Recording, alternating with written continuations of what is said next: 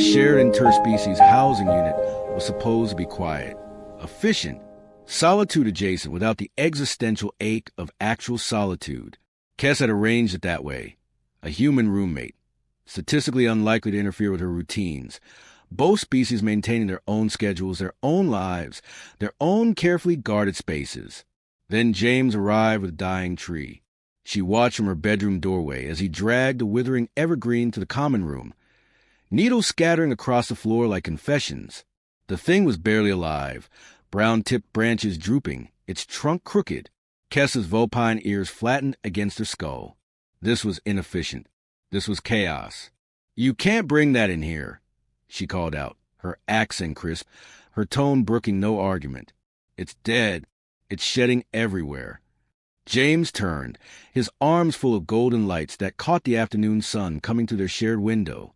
He was older than most humans Kes encountered, weathered at the edges, with the kind of tired eyes that suggested he'd spent years learning things the universe preferred to keep hidden.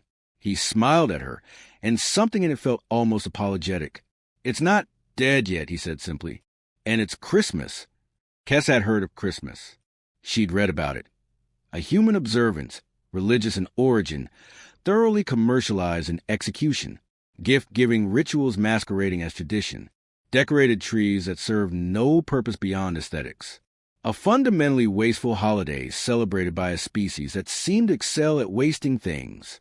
"I don't celebrate Christmas," she said flatly, turning back to her room. "I know," James replied, "but I do, and I'd like to this year, even if it's just the two of us." She closed the door without responding, though his words followed her like an echo she couldn't quite shake. Over the next few days, the apartment transformed into something neither of them had quite planned. James strung lights around the kitchen window, warm, amber lights that reminded Kes uncomfortably of fire. He played music at odd hours, old songs with vocals that cracked and warbled, songs about loneliness and homecoming, and people who weren't coming home. She found herself listening despite herself, her ears twitching toward the speaker in the living room. The rapping started a week before the official date. Kes observed with scientific detachment as James sat at the dining table, cutting paper and measuring string with the precision of someone performing ritual rather than task. He wrapped ordinary objects, a book, a photograph in a frame, a mug, as if they were precious stones. "Why?" she finally asked, unable to contain the question any longer. James looked up, a piece of red ribbon wound around his fingers. "Why what? Why wrap things only to unwrap them? Why decorate a tree that's actively dying? Why sing about grief during a season supposedly celebrating joy?" She sat across from him, her tail curling beneath the table. "It doesn't make sense." He set the ribbon down and considered her with an expression that felt like it was seeing straight through her carefully maintained exterior. Does it need to make sense? Everything makes sense. Everything has a function, a purpose. "Kes." He leaned back in his chair. "Do you know what I was doing last Christmas?" She didn't answer, but she listened. I was alone in a studio apartment in the city. My wife had left 2 years before. She was happier without me, and I was trying to respect that even though it felt like dying. I didn't decorate. I didn't wrap presents for anyone. I didn't do any of this. He gestured at the ribbon, the half-wrapped gifts. I sat in the dark, and I waited for the year to end. Kes found herself leaning forward. His eyes had grown distant, focused on something beyond the apartment walls. "This year, I'm here. You're here. And I realize that Christmas isn't about logic or function. It's about choosing kindness in a cold universe. It's about saying to someone, maybe the only someone you have, 'I see you, and your existence matters to me.'" He picked up his ribbon again, and Kes remained at the table long after he'd finished wrapping. She didn't leave, didn't retreat to her room. Instead, she watched the light from the tree's lights play across his tired face, and for the first time in her carefully organized life, she wondered if inefficiency might sometimes be its own kind of sense. The kitchen had never been used as the designers intended. Kes kept her meals simple, measured portions, nutritional optimization, minimal cleanup. She ate standing at the counter or in her room, food as fuel rather than experience. James, she discovered over the following week, approached food the way humans approached very few other things, as an act of creation that bordered on spiritual.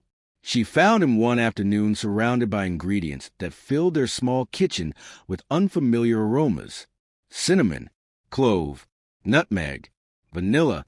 The smells were overwhelming. Her vulpine senses, calibrated for subtlety and distance, were drowning in them. "What are you doing?" she asked, her ears already twitching in sensory overload. "Making mulled wine, and cookies, and something that might become a ham, if I don't ruin it." He was reading from a printed recipe, his handwriting annotated in the margins with notes from previous years. "My mother's recipes. I promised myself I'd make them again this year." "Your mother?" Kes moved closer despite her sensory protests. "Is she?" "Dead. 5 years in November." He didn't look up from the ingredients. "She died right before we moved into the city, right before everything fell apart. Sometimes I think she got out at the right time." He said it without bitterness, which somehow made it worse. Kes, who had spent her entire life maintaining emotional distance as a form of safety, felt something crack open in her chest. "I'm sorry," she said, the words foreign in her mouth. James glanced at her, and to her horror, his eyes were wet. "Yeah, so am I." She should have left, should have retreated to the logical safety of her room. Instead, she asked, "Can I help?"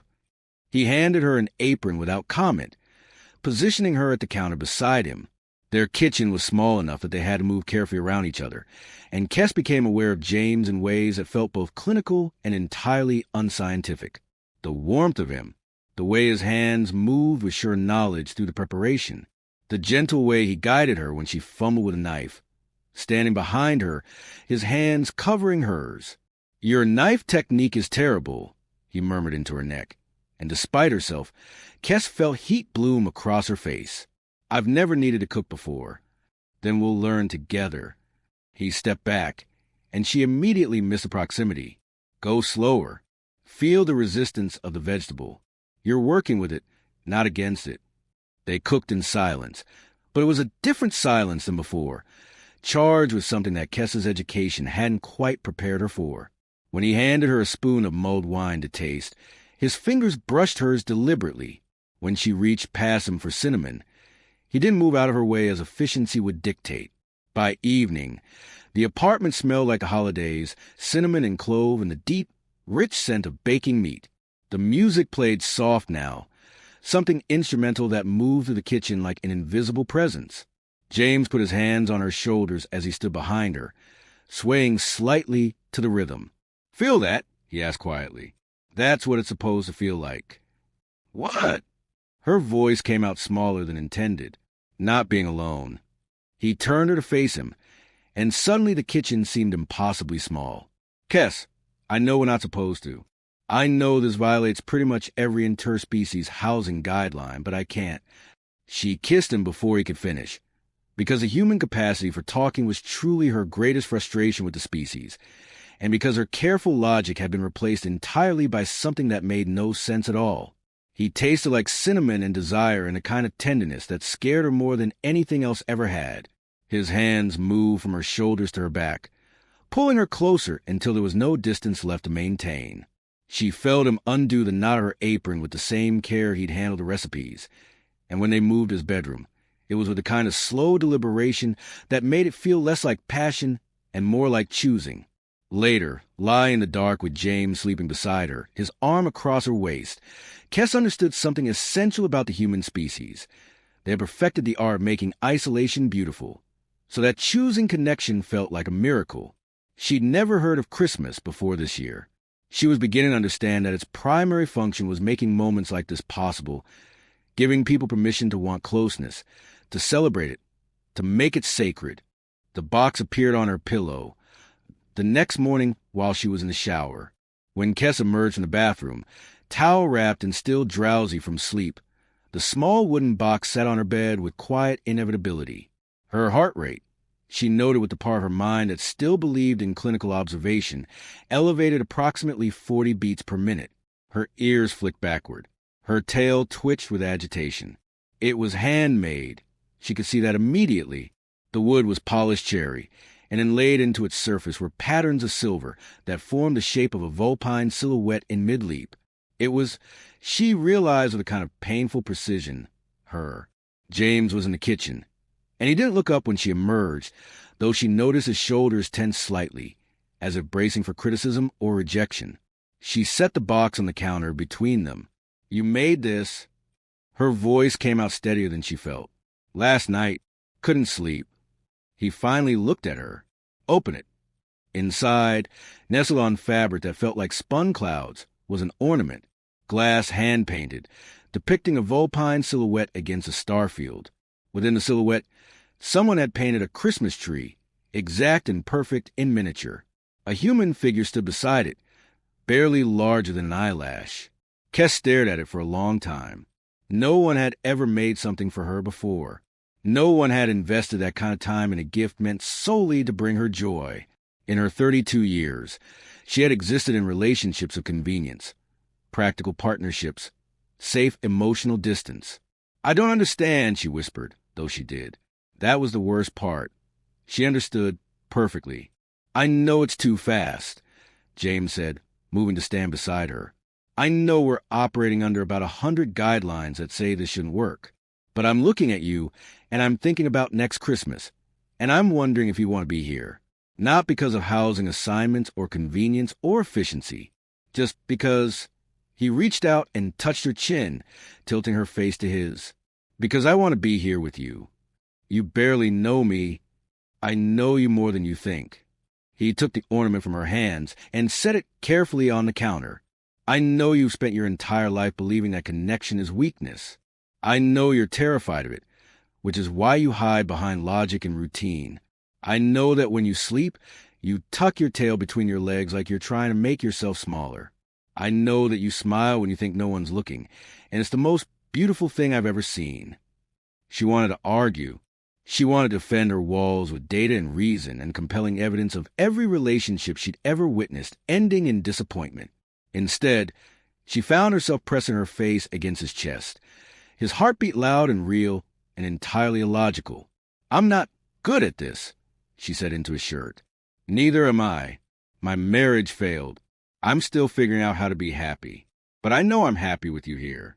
His arms came around her, and she could feel the full weight of his attention, his choice. "So what I'm asking is, will you stay past December? Will you let me keep trying?" Kes pulled back far enough to look at him.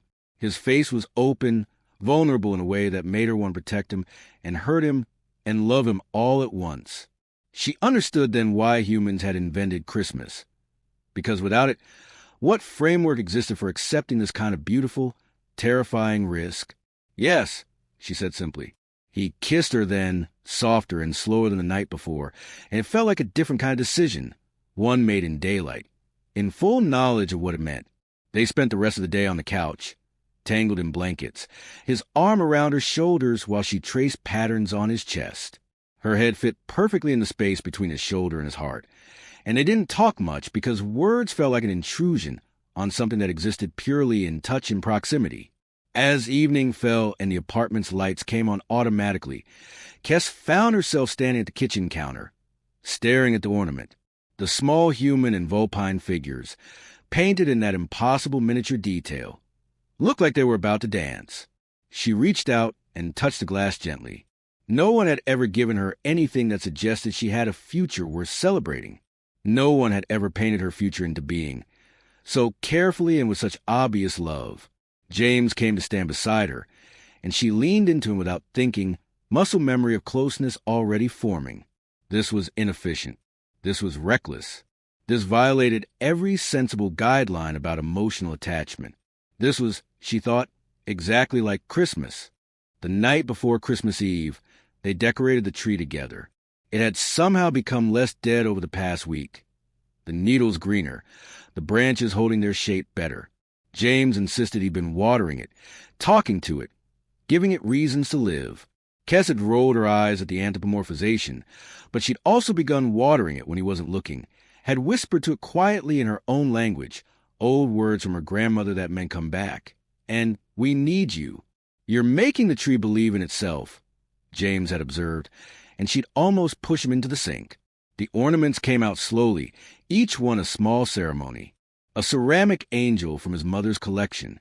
A silver star he'd bought when he was 20 and newly married, convinced it would bring luck.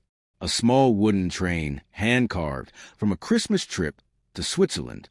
A ornament shaped like a film reel from a year his wife left. Each one was a small tomb of memory, a crystal palace containing a moment of joy or sorrow or survival. Why hang the sad ones? Kes asked, touching the film reel gently. Because they're part of the story. He was sitting on the floor, ornament boxes spread around him like artifacts. Christmas isn't about forgetting the hard parts. It's about saying that we survived them, that we're still here, still capable of decoration, and light despite everything that tried to break us. Kes hung the film reel on a branch near the tree center. It caught the light strangely, bending the glow of the other bulbs, creating small rainbows that danced across her palm. They worked in companionable silence, moving around the tree in a rhythm that felt choreographed, though nothing had been discussed. James would hand her an ornament. She would find its place, and they would stand back together to appreciate the impact. Sometimes he would come behind her, his chin resting on her shoulder, his arm around her waist while they both stared at their work. When they reached the final ornament, the handmade vulpine charm was contained Christmas tree and human figure. Kes's hands trembled. This goes somewhere special, James said, guiding her hand upward to the tree's highest point, where it would catch every light, where it would be the first thing anyone's eyes landed on. This is ours. This is the future. It needs to be visible. She hung it carefully, and when she turned to look at him, James was crying. Not sad crying, but the kind of tears a human scene produce when they were overwhelmed by something beautiful. Something true. I love you, he said, and the human language seemed suddenly inadequate for the vastness of what he was expressing. I don't know how to do this, she replied, which wasn't an answer, but it was honest. I know. He drew her down to the couch, their bodies arranged like the pattern on her ornament, close enough to be touching, separated just enough to see each other's faces. But we'll figure it out. Together. He made love to her slowly, right there on the couch with the tree's lights painting moving shadows across his face, and Kes understood for the first time why humans insisted on holidays. Without them, how else would they get permission to slow down? How else would they carve out time to say the things that couldn't be said in the ordinary language of ordinary days? Afterward, they lay in the dark, the tree lights their only illumination, her head on his chest, his fingers moving through her fur in endless, soothing circles. Tell me about your family, he said softly. She hesitated. No one had asked before. In her species, family was biological obligation, distance maintained as self-protection. She avoided her parents for years, their expectations too heavy, their love too conditional. But something about the tree, about the ornament, about James's hand in her fur made her speak. My mother wanted me to be practical. Clinical. She thought emotion was weakness. Kes could see her mother's face clearly, sharp-featured, disapproving. My father just wanted me to be happy, but he didn't know how to say it. When I left home, we stopped speaking. Are they alive? Yes. I sent them a message 3 months ago. They didn't respond. She felt James's breathing deepen, felt the tense compression of his chest. Then we'll make them respond. How? Send them a picture of the tree, of you under it, of us. His voice was quiet but certain. Show them you're happy. Show them you chose this.